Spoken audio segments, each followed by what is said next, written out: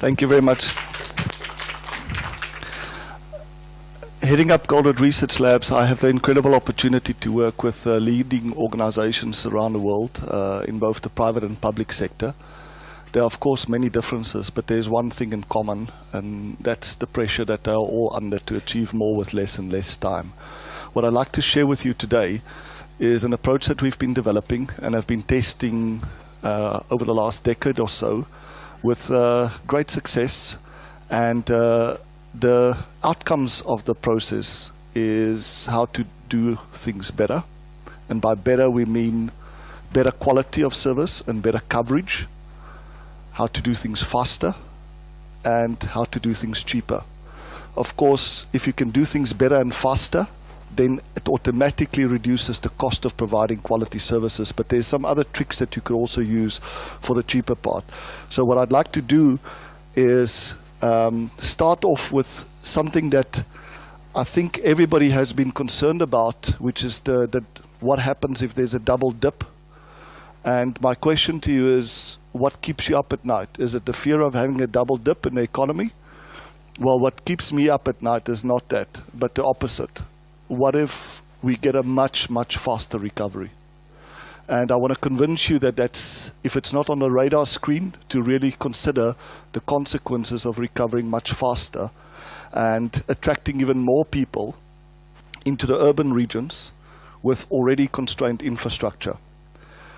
So the presentation outline, I want to start with why I think that there's a real looming resource crisis and some of the early warning signs and avoidable causes. How theory of constraints, I believe, can help in identifying what the real potential is that can be unlocked to do more with the same resources, maybe even less resources and less time, and to show you the process that we've developed, which is a kind of a simplified approach in terms of applying theory of constraints in the thinking processes. I want to show you 3 case studies. We have very short time, only 50 minutes. We have a whole workshop tomorrow where there will be ample time for asking questions if you might have. I'm doing that with Ken Miller, the keynote from today. So I'm going to go really fast through these, but what I want to show you is how you can apply this process in a way of doing things better, faster, and cheaper. And then end off with some recommendations on practical ways of measuring and how you can benefit from this. We're standing on the shoulders of a giant, Dr. Eli Goldratt. He described the scientific method in the foreword of the goal as 2 very simple steps, as to have the courage to face inconsistencies between what we expect to see and what we really have. And secondly, to have the wisdom to challenge basic assumptions around whether those expectations are valid, and if they are valid, whether the assumptions on which we've based our actions were good assumptions. There's an important inconsistency, I think, that affects all of us, and I think it's what I'd like to share with you is maybe challenging some basic assumptions. I'm quoting Nelson Mandela, one of our heroes in South Africa, and I'm sure many around the world, and I could have quoted many other world leaders that have shared exactly the same vision, not just for their citizens, but for humanity, is that we must, together and without delay, begin to build a better life for all. This means creating jobs, building houses, providing education, bringing peace and security for all. And the question is, how are we doing against that? This is the inconsistency I would like to start with.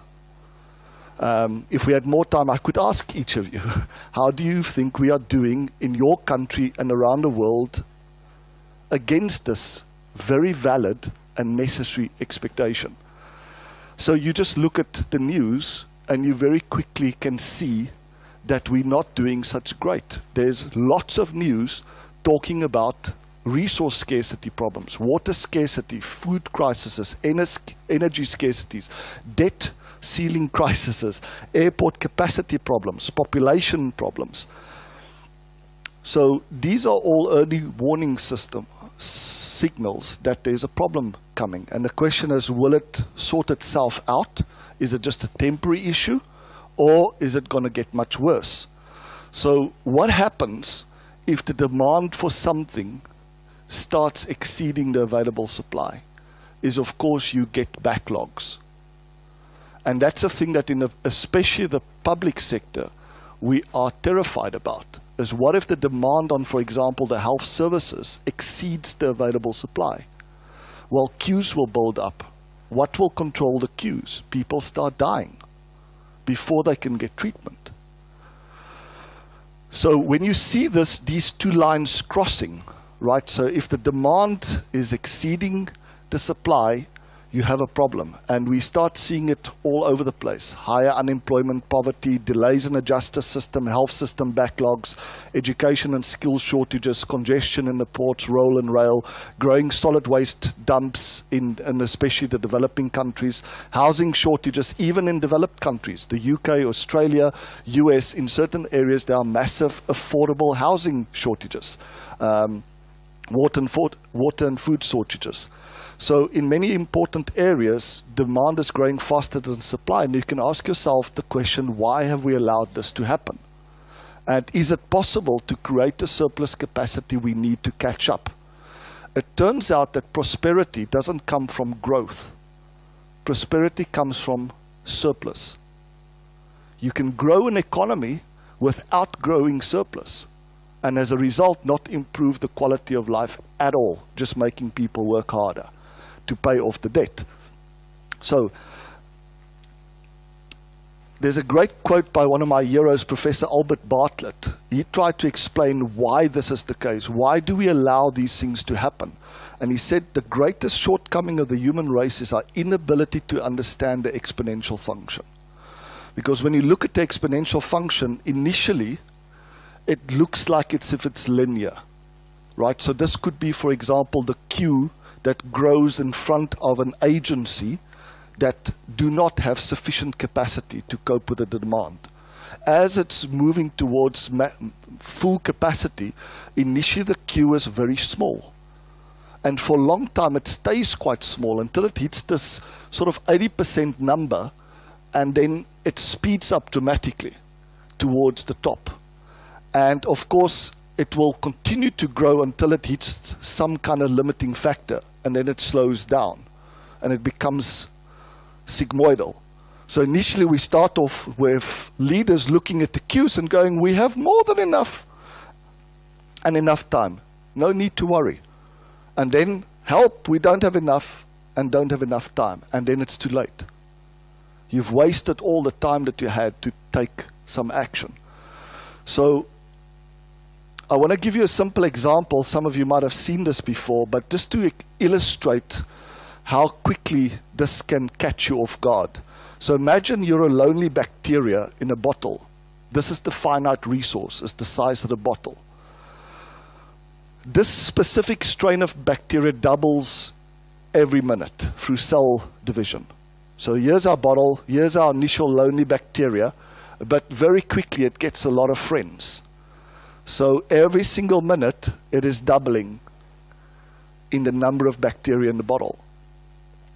And you can see what happens on the side there of what happens after X amount of doubling times. So after the first one, there was 1, then 2, then 4, 8, 16, 32, 64, 132, 256, 5, 12, 1.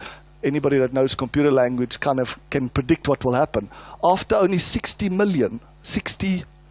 repetitions, so after 60 minutes, you have 2 to the power of 59 bacteria, or 576 quadrillion very tightly squashed neighbors in this bottle after only 60 doubling cycles. So a few simple questions.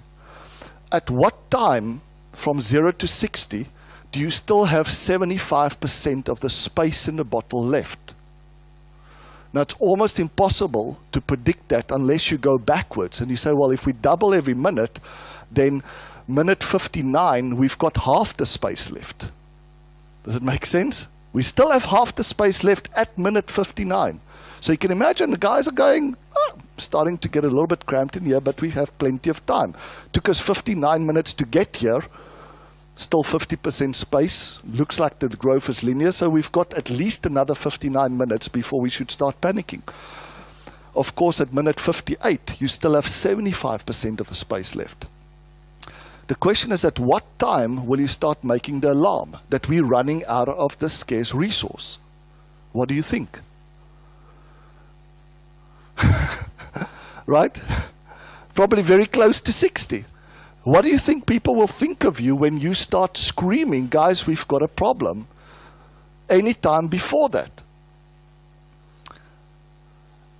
And then, of course, sometimes we're lucky and we've got a great visionary leader that starts realizing we've got a problem, and they send out this team of guys to go and look for more bottles. And they come back just in the brink of time, and they go, guys, we saved, we found 3 more bottles. And everybody goes, unbelievable, you know, this is just, you know, our guys always do it for us, you know. Well, how much time will 3 bottles give you? Right? Another 2 minutes, right? That's it.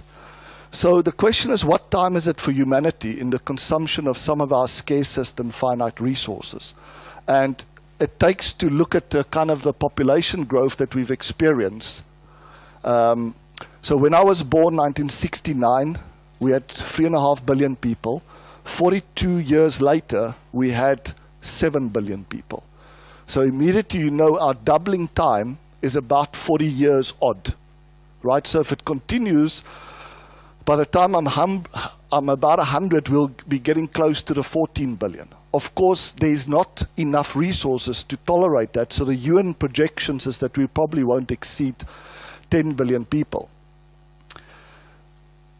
So this is where I'd like to start, is to say what happens if you're recovering faster is that it sucks more people into the urban areas. And these urban areas are already constrained. Which of you are living in a city that do not have congestion problems already on the road? Or problems with infrastructure like solid waste management, right? Or buildings that are running out of space. So this is really what I'd like to talk about. And you can also ask, well, we have known this for a long time, right? The Limits to Growth was published in 1976, I believe. And what they were predicting was what's going to be happening with all these key things. What will happen to population, to food, to industrial output, and when does it start collapsing, and what is the sensitivity in the regions?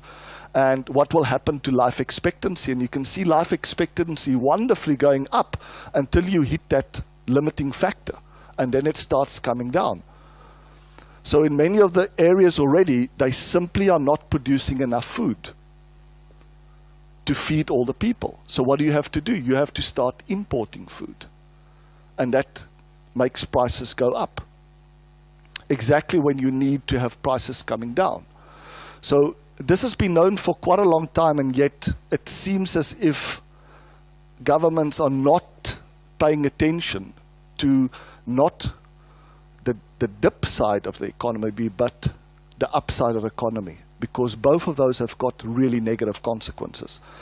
So there's not much that you can do about it. The obvious answer is slow down population and urbanization growth, right? And you know, our calculations about China is by limiting the population to 1 child, they've taken about 300 to 400 million people already out of the equation. It would have been an absolute disaster if they never instituted it.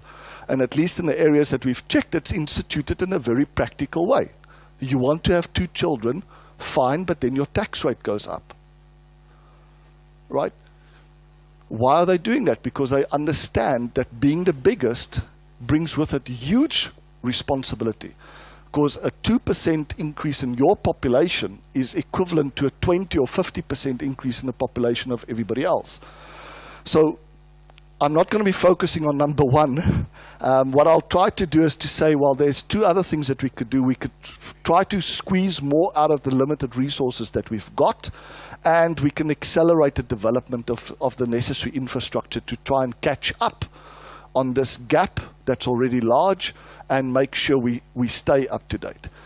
And that's really what theory of constraints provides. It provides us with a very simple focusing methodology that says if it's true that the chain is only as strong as the weakest link, be clear about the goal, because else you won't be able to define what is constraining you from achieving that goal. So if the goal is better quality of life for all, what is going to be constraining us? What is the system constraint? And how does it relate to the specific agency, for example, that I'm investigating? So one of the case studies I'll present is related to solid waste management. Now, you don't need to be a genius to find a bottleneck in this case. You look for the dumps of garbage that are piling up in the streets, right? And you know the bottleneck, like in most cases, are just behind that pile of stuff. Right? That's where the system is clogging up, like Ken said this morning. Right? This is a pipe, and where's the pressure building up, and how do you see it? You see it in stuff piling up, a backlog of stuff piling up. So clearly the bottleneck there is in a collection of this garbage. So you have to check, what can we do to better exploit this scarce resource that we have, which is maybe the trucks to go and pick up the garbage and move it into landfills. How well are we exploiting the current trucks that we've got available? How many hours a day are the ones that we have running with garbage on it? Right? That gives us an idea about what the potential improvement is to do more. Of course, the traditional way is if you say to them, you need to get more garbage collected, they say we don't have enough trucks. We need more trucks. And then the capacity building organizations come and pitch in and they try to raise funds to get more trucks. Almost never, nobody says how well are we utilizing the trucks. Would you be surprised to find out it's around 30 to 40%?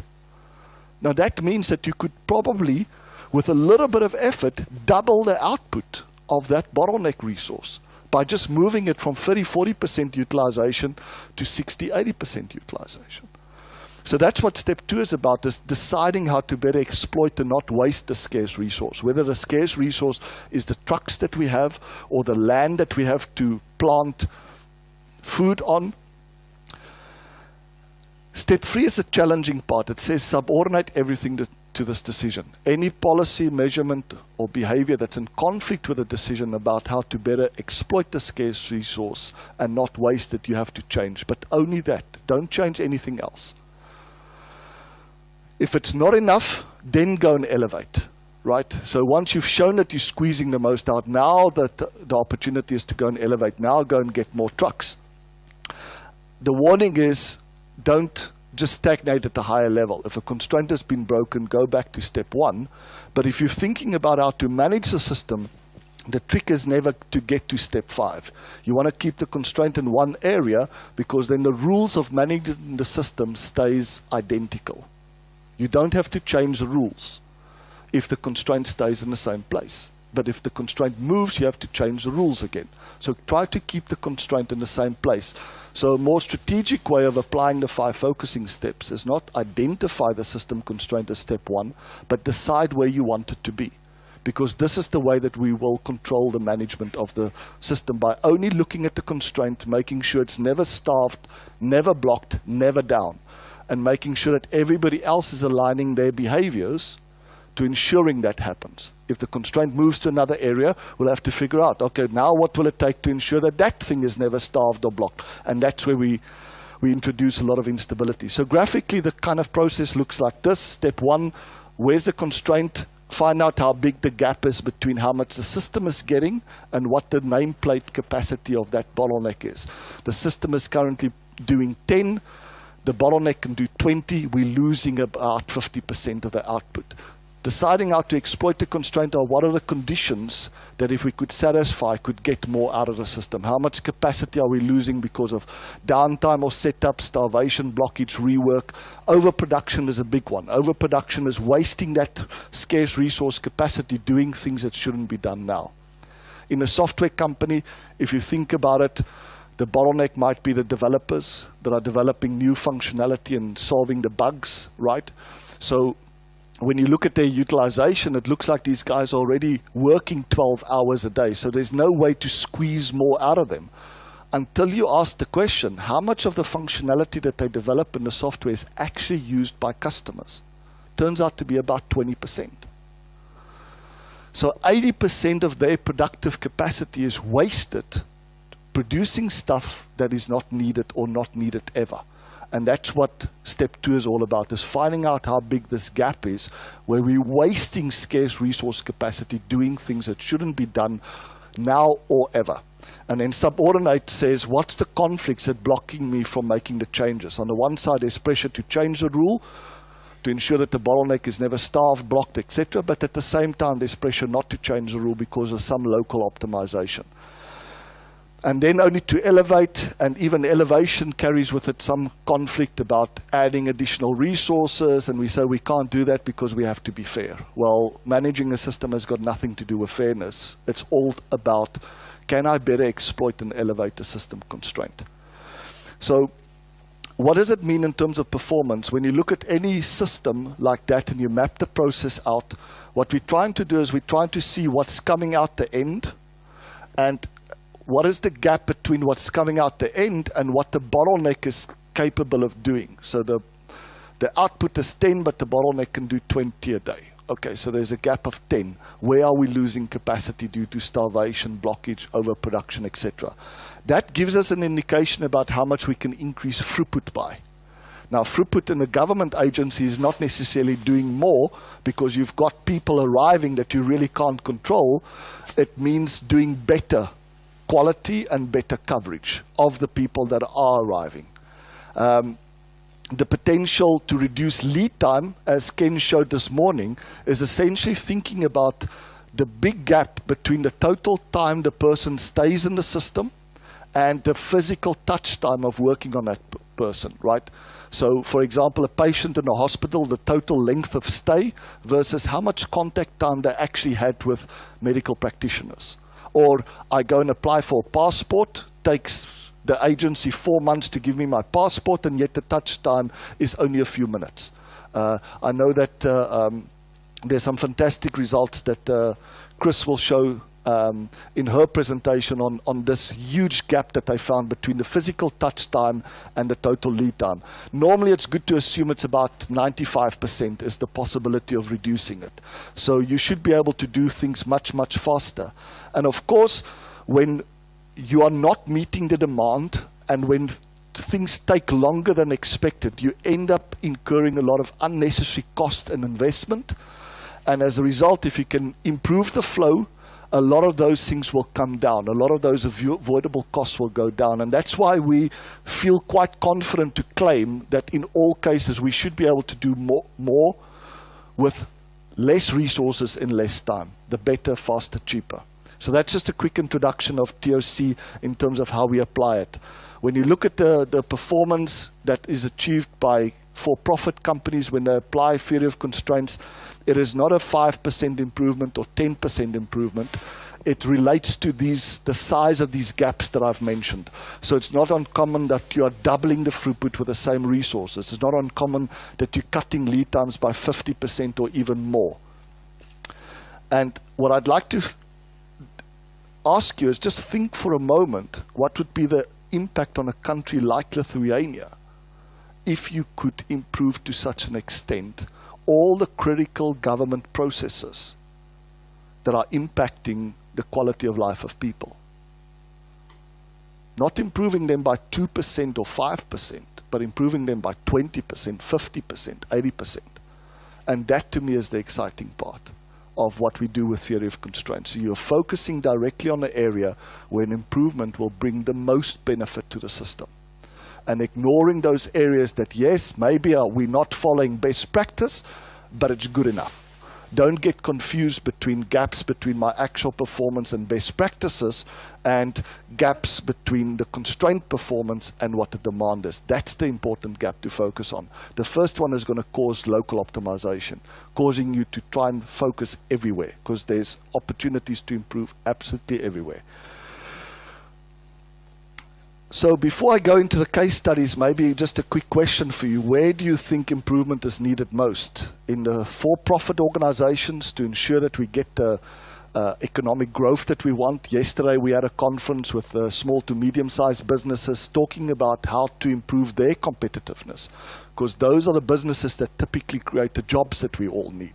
And if they're not competitive, there's no reason why they will be rewarded with growth and why they will attract more people to come and join them. Should it be the education system? Is that the biggest problem that we should solve? Or the health system, or agriculture to ensure food security, or mining to ensure the availability of natural resources, or energy, or airports, or housing and other infrastructure problems, or maybe emergency or poverty relief? or accelerating time to market of some of the new exciting technologies and drugs that are coming up. Well, what we've seen with theory of constraints is that each of these areas are getting attention by different groups, and that's the good news. So what I'd like to do is let me take you quickly through some case studies. I'll start off with the first one, which is an incredible opportunity that we got.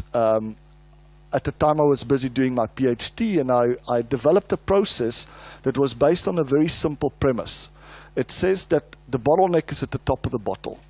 It's our own assumptions that limit us from achieving higher levels of performance. So if we could come up with a process that quickly identifies what the limiting assumptions are of the various stakeholders to do more with less and less time, that's a practical way of unlocking a huge amount of potential. It's a repeatable process. If you could come up with a generic process to take people step by step through to find out what's blocking them really from doing more. And it's not that they don't have enough resources. It's that they're not utilizing the resources in the best way. Why? So I developed this process, and I was looking around for a way of testing it. We had already tested it in the private sector and with individuals, but I was looking for a test in the public sector, and an organization called Invent, the capacity building organization in Germany, came at one of the conferences to me and said, Alan, we've got a potential project for you. Can you help with? We've got some city councils in Africa that have applied for funding to help them deal with this problem of solid waste management where dumps of garbage are building up. Can you come and help? And you are welcome to come and test this new process. I'll also show you just some results that have been achieved in a direction of how to solve the affordable housing crisis, a project that had been done some while ago and a new one that we've just started. And then in terms of the cheaper one, like I said, is when you do things better and faster, a lot of the avoidable costs go away automatically. So cheaper becomes an effect rather than another thing to address. But there are some independent causes for why we are not able to better utilize budget, for example, how we waste budget. So I want to just give you a hint, and maybe that sparks some insights on how you can apply it in your own organization. So when I developed the engagement model, I wanted to make sure that the engagement model that we developed are robust and scalable enough to be used in all types of organizations to identify and unlock potential. I looked at the adoption and sustainability of the process and said it had to be based on a systems approach. It can't be based on looking at local improvements, which is most of the capacity building things are looking at that. They have some kind of benchmark that they rate the city council against. It identifies a gap between your performance and the benchmark, and then they try to close the gap. It's based on an assumption that by closing the gap, your goal units will go up. In most cases, it doesn't, because it's not the constraint, right? So if somebody pays attention and said, guys, it's been 2 years since we've built the capacity in this area, we've improved the performance, are we really getting more of our goal? They would have seen that there was no impact, which meant actually, yes, it might not be the best, but it's a level of good enough. It's not the constraint at the moment. So it had to be based on a systems approach. It had to be inclusive of all stakeholders. And a valuable lesson that we've learned is when you get an opportunity to have a workshop, whether the workshop is 30 minutes long or 3 days long or 5 days long, make sure everybody's there. That's a key stakeholder, because it's tough to do rework if somebody is not in that workshop, because the guys in the workshop are going through a discovery process all at the same time, and they're building a team and they're getting excited, and then they have the tough job to go back and explain it to somebody that wasn't there. And of course, their ability to communicate what they've discovered is not yet at the level of good enough, and they make a mess, and then they find that they struggle to get the buy-in. So it's a prerequisite that this has to be inclusive. Make sure everybody's there. Make sure that the process that we develop is actually transferable, and that was my biggest fear, is that yes, maybe I can do it. I've been doing what I do for a very long time, and we don't have 20 years to train people. We need to develop a process that's simple enough that it could be repeatable. So from the beginning, we said, I'll do the first 2 workshops. I'll train trainers, I'll sit in when they do the next 2 workshops, we'll debrief them, we'll correct mistakes, and then they must run, and we want to see if there's not too big of a variation. And lastly, the process itself has to be simple and fast, and it has to be fun, and it has to deliver actionable information. It can't be a normal capacity building exercise where we deliver training and not actionable information. And actionable information is we walk away with everybody clear, what are we going to do, when do we need to do it by, and how will we measure our progress. So the process that we develop starts with why change. The diagram might look complicated, but we try to explain it very simply. We say find the constraint or the bottleneck, that red thing where the stuff is building up in front of it, like in this case the collection of garbage. And ask every stakeholder present in the workshop to tell us what is making it difficult for them to understand, first of all, what the full consequences is of this gap between the demand that's placed on that resource and the current supply. So we bring experts in that come and tell us in the first day, literally the first hour of the workshop, what will happen if we can't close this gap. All the stakeholders come in. Health department says what will happen. The Justice Department says what will happen. And then we ask them, for the stakeholders that you represent, what are the things that make it difficult for you to contribute to close the gap? So they understand the consequences of not closing the gap, and I have an opportunity to share what makes it difficult for them to contribute to closing this gap. Not blaming somebody else for not doing their job, what makes it difficult for them to contribute. And if there's nothing that they can do, why are they in the workshop? Luckily, we haven't had that because we do our homework before the time. What we then do is we ask them to write the conflicts related to this. And there's 2 conflicts. There's a problem that they're blaming. It puts them in a conflict. And they are blaming somebody. So understand the conflict that that stakeholder or person was facing in terms of causing the problem in the first place. And because there's such a distrust between these stakeholders, we thought that by putting them into the shoes of the one that they're blaming, they'll be in a much better position to understand that it's not negative intent, but they're stuck in the same conflict. Find a way of resolving the conflict with a win-win. Make sure that it will give us all the desirable effects, is what the DEs stand for, and check for all the yes buts that can block the implementation. Develop an action plan, come up with measurements, and start the implementation. So in terms of solid waste management, we had this opportunity in 2007. The objective was very simple. It was how to help them achieve more with less and less time, and as part of the Sustainable Cities program. It was specifically focused on solid waste management and water supply in the initial cities, Zambia, Kenya, Nigeria, Tanzania. Those were the countries that applied, that gave us cities to do these pilots in. And as I mentioned, it was starting off with understanding the negative consequences of a massive and growing gap between the demand and the supply in infrastructure. So what does it kind of look like? We know that governments are responsible for ensuring that garbage is collected, transported, and disposed. Normally, a part of that is outsourced to private contractors. They have service level agreements to actually provide the services, but often, especially in the developing countries, these services are not extended to the very poor because they live in areas that are very difficult to access, or they cannot pay for the service. So when we looked at the consequences, you can see the kind of pictures of what a city might look like when you have a problem with solid waste management.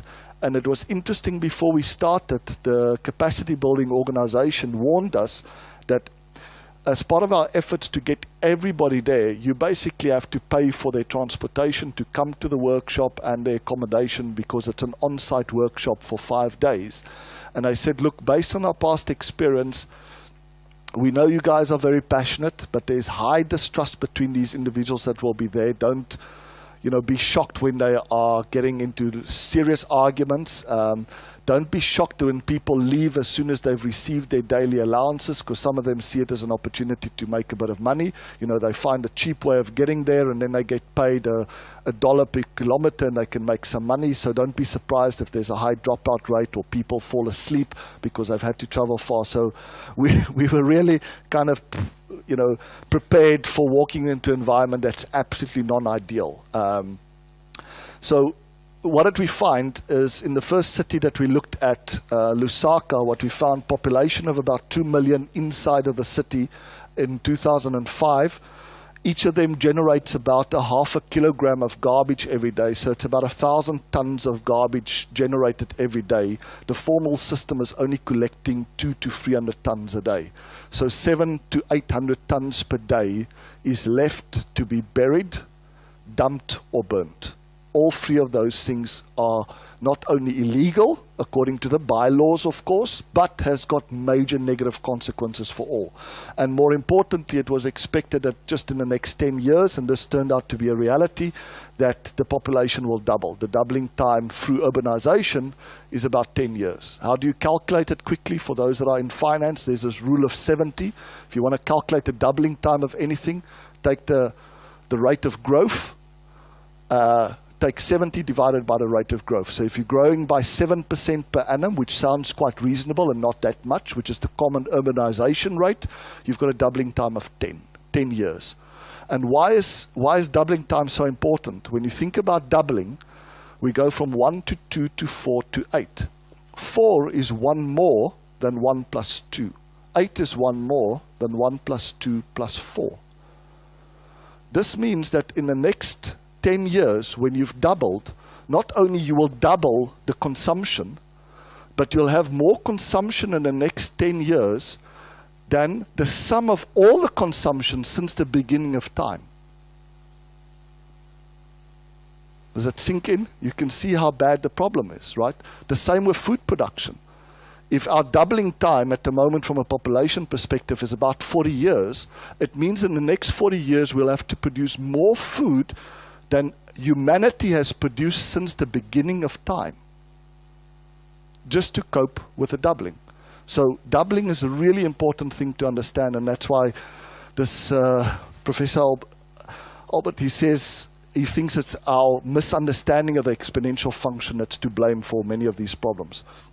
So we share with them on day one just brief insights to try and keep it as simple as possible to explain what happens when the demand starts exceeding the supply and why it starts accelerating, why is it exponential. We explain to them the focus that TOC brings in focusing on the bottleneck and how to exploit first before you try to elevate, and that the key to understanding what's blocking you is to write the conflicts that's blocking the various stakeholders from making the changes they know they should be making. So we start off with the supply chain. In this case, you know, the waste creation, waste collection, waste disposal. The bottleneck is clear. It's on the waste collection side. We look at how big the gap is, and we ask them to tell us what makes it difficult to close this gap. And what has previously been assumed to be the root causes and what has been done to solve them. So if the root cause is a lack of awareness of how bad it is to dump garbage, then let's create some awareness campaigns. Produce brochures that add to the waste dump. You can see how useful that is, right? As if people don't know how bad it is for them. It's like the problem with smoking. Do people that smoke really not know how bad it is for them? Of course they do, but they're stuck in a conflict. So what we do on the first day is we show them that none of the previous things that have been tried have actually made any benefit or resulted in any benefit. If you don't do this step, people will think that what they got currently in the next 2-year or 5-year plan, if they just do more of the stuff, they'll get the benefit. So unless you get them to agree to stop those things, because they're not working, right, you won't get them to be open or have the attention or capacity to do other things. So that's an important part of the day one. We then ask each of the stakeholders to tell us specifically for them what makes it difficult, and why is it bad for the system? Why should we not just ignore it as a bitching and moaning session? So the City Council say some franchise contractors don't meet the demand even if residents pay. Why is it bad? Residents get negative attitude, waste piles up, and all good starting efforts go to waste. And we do that for each of the stakeholders. We then ask each of these stakeholders to write 2 conflicts. As a small example to illustrate what I mean, say the problem is that we've got too much inventory of a specific item, right? I'm in sales. What's the conflict I face? On the one side, to reduce the price to get rid of the inventory, but on the other side, to not reduce the price to protect my margin. Who are they blaming for the high inventory? Sales are blaming the production guys for producing the stuff. So what action are they blaming is that production keeps on making to forecast. Whereas if they had made to order, we would never have had the problem.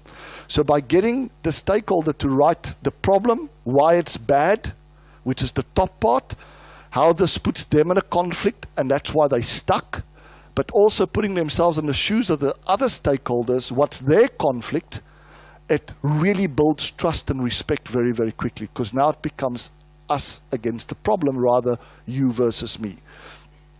So when you look at how they've applied it, you know, City Council says, well, residents won't pay. The problem is it puts us in a conflict between stop providing the service to non-payers versus continue to provide the service. Who are they blaming? They're blaming the citizens for not paying, or they're blaming the people that are not enforcing the bylaws. So we do this for each of the stakeholders. They do it in flip charts, and the group moves around and they come and explain it to us. And it's like a big thing gets dropped off their shoulders, because now they can explain, you see guys, it's not that we're incompetent or that we don't care, we're stuck in a conflict. And by the way, we've been blaming you for all this time. We also understand the conflict that you're facing. What we then do is we look at these as specific conflicts and see if they're not some generic conflict underneath it. So we try to find the core conflicts or generic conflicts. So here are 4 that we found to be existing in almost any city council. On the one side, the pricing conflict, which is to price based on the supplier's perception of value. So the supplier determines the cost and add a margin, or based on the customer's perception of value. The payment conflict for the citizens to pay or not to pay. The conflict that the service provider is facing, which is to invest or spend more to meet all the demand versus not to do that and only meet the demand of people that are paying. And then the enforcement conflict, which is to enforce bylaws or not to enforce bylaws. And each of them have challenged the basic assumption and have come up with a win-win solution to achieve both of the objectives. For example, those citizens that can pay should, and those that can't pay can pay in kind. For example, they can volunteer to separate the waste of their neighbors, and as a result they don't have to pay. So practically they get the kids, they make it a bit of fun and say, okay, all the garbage are piled up, let's help everybody separate it, and that makes it possible for the service provider to start being able to sell the garbage, because they can now sell the metal component, the plastic component, where if it's all piled up, they just take it to the landfill. This is very contrary to a previous policy that these capacity building organizations had. They had a policy that you should pay for service, regardless of how poor you are. Now, practically that means that a family had to take their garbage to a skip that might be 2 kilometers away, and when they get to this garbage skip, they had to pay to put the garbage inside. And they were surprised that this wasn't that popular. You know, and as an engineer, I go, duh, like, would you do that? No. So clearly this policy, it's based on a very nice principle and value, but keep that for yourself if it's such good values. Let's look at something that will really work. So this is kind of what we did. We then looked at all the yes buts. What can block people from implementing this change that we've just agreed on?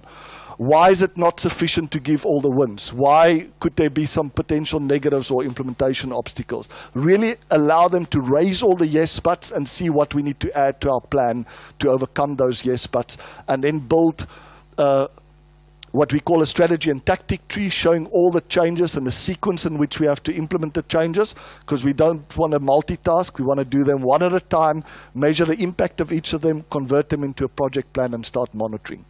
So that's kind of the, this is basically how it looks when we're facilitating the process. We've had some really fantastic feedback from private contractors. I really didn't expect much. It was great to see how all the stakeholders can work together towards the same goal. The Director of Waste Management, I thought we can only close the gap by getting more equipment and new equipment. Now I learned that we can use the same equipment. The hospital manager saying that, we knew that the cost of doing nothing is a matter of life and death, but TOC showed us that by better exploiting our existing capacity, we can make the cost of doing something zero. And that's a big breakthrough, right? Normally we compared the cost of doing something with the cost of doing nothing. The Deputy Mayor said that it was for him really important to see how much time we spend on defining the problem precisely as an unresolved conflict, because all that we normally do is we go problem solution.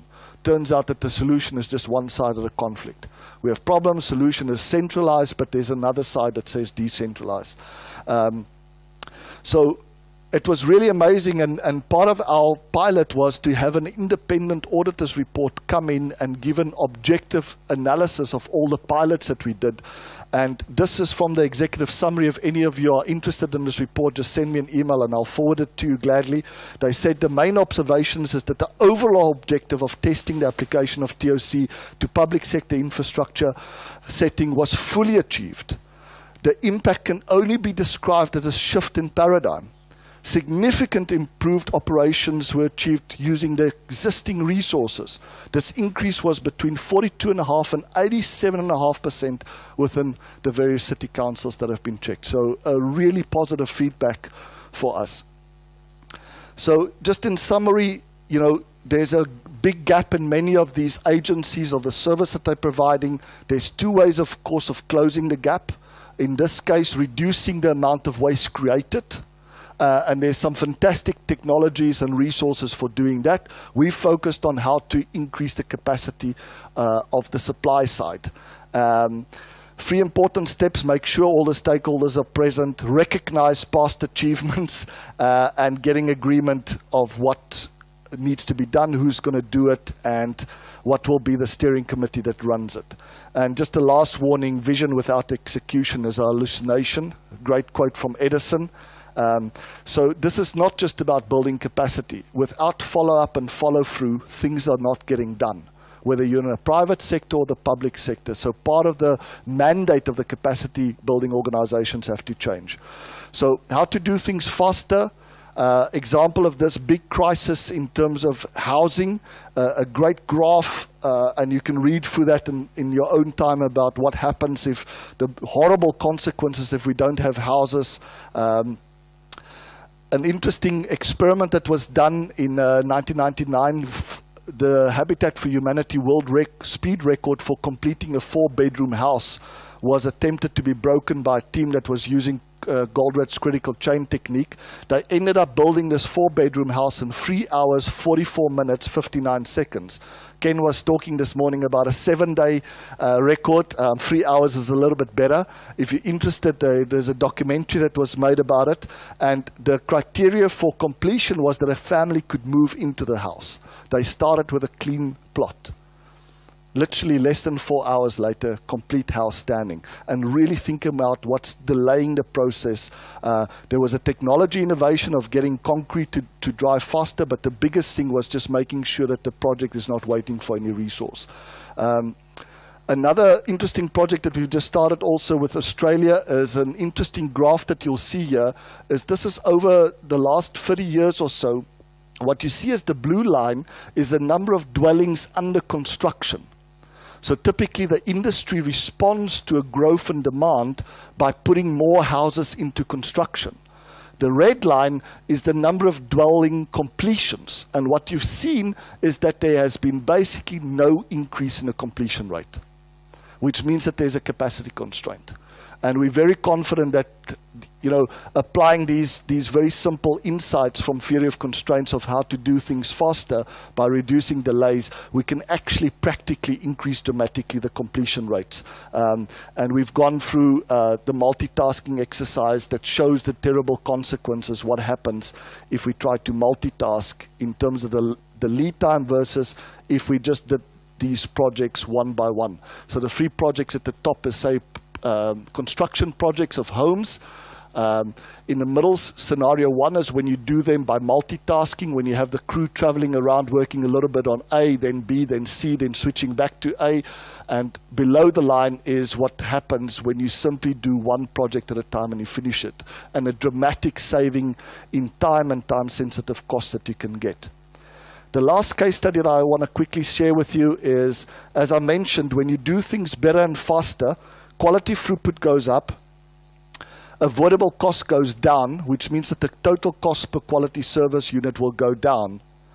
But there's another way of looking at it, and I had the opportunity to work with the largest emergency relief agency in the world. And the question was, where's the constraint in the system? They get donations of food and cash. It has to be converted into stuff that can relieve an emergency like hungry people. So where's the constraint? And the assumption it was in donors. And what we found was that that was not the case. Really what was happening is there's a kind of a forecast that's required by the regions to be given about how much aid do I need in money and cash. Because people can die, you expect them to overestimate a little bit, right? Because they literally can't wait. So what you would expect to happen is that as the emergency relief success efforts happen, these stories are publicized, you'll get more donations. And that the stuff that's not needed after the relief effort is over will be returned back to the central distribution system for the food or the central bank accounts. But of course, because there's this policy of if you don't use it, you lose it, or the fear of that, most of the stuff stays at the regions.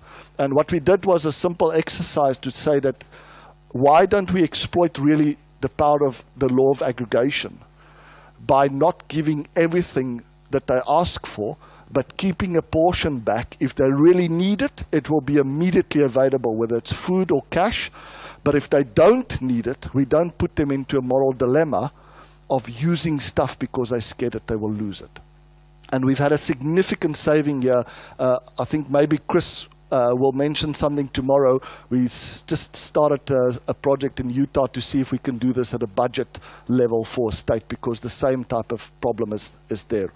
How do we measure it? To end off with is there's a few practical ways. A cumulative flow diagram is a really practical way for any agency to see if they are meeting demand. So the red line is cumulative demand on that agency, so patients arriving at a hospital. The green line cumulatively is the release of those people, the completion rate.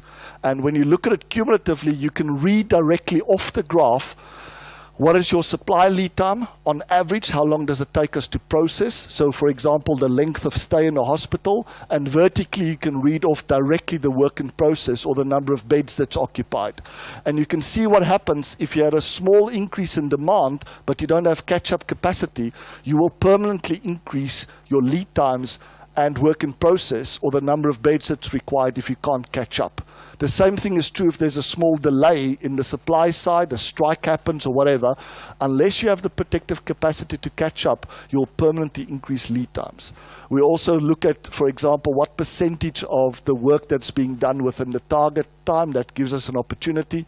And measuring productivity as QT, the quality throughput of that agency compared to their direct operating expenses. And what you want to see over time, if they're becoming more productive, that the quality throughput is going up faster than what their costs is to provide that service. So I'll end off with some basic insights. Doing it better, what does it require? It means find a bottleneck, see how big the gap is between the output of the system and the bottleneck capacity, find out where we're losing capacity, starvation, blockage, overproduction, downtime, and take actions to reduce those losses. That will allow you to do better quality and better coverage with the same resources. Doing it faster means looking at the time difference between the elapsed time and the touch time, and understanding why things are being delayed and reducing those delays on the longest chain. And lastly, doing it cheaper. If you do number 1 and 2, it should already become cheaper, but also think about treating the available budget as the constraint and seeing how we waste that constraint by not benefiting, for example, from the law of aggregation when people think that use it or lose it is true. So thank you very much for the time.